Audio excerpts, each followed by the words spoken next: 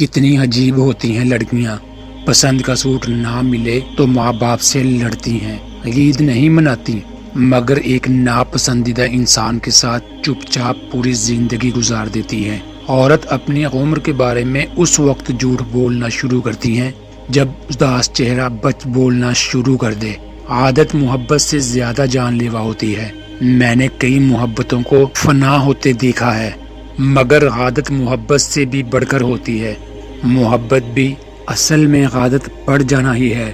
کبھی بھی شادی کے کھانے کی برائی نہ کرو، کیونکہ اکثر ماں باپ کی پوری عمر گئی ہوتی ہے صرف اس ایک وقت کے کھانے کے لیے۔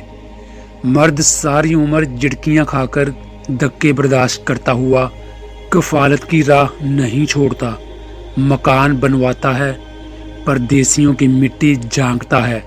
آخر میں جوان بچے کہتے ہیں، ابا بھی آپ کوئی دنگ کا کام کر لیتے تو آج زندگی سنور جاتی۔ محبت ہو جانے کے بعد پھر ذاتی آزادی کی کوئی گنجائش نہیں رہتی ہے۔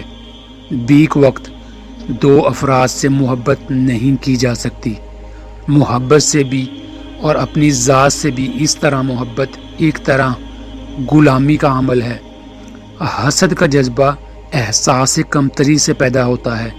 جو شخص اپنے آپ کو گھٹیا سمجھتا ہے وہ دوسروں سے جلتا ہے۔ رشتے احساس سے بنتے ہیں، رنگ، نسل اور چال دیکھ کر تو جانور بھی خریدے جاتے ہیں۔ عورت کو اپنے پیار میں پاگل کرنا ہے تو اس کو عزت اور توجہ دو۔ عورت کو یہی دو چیزیں دو گے تو وہ خود بخود تمہیں پسند کرنے لگے گی۔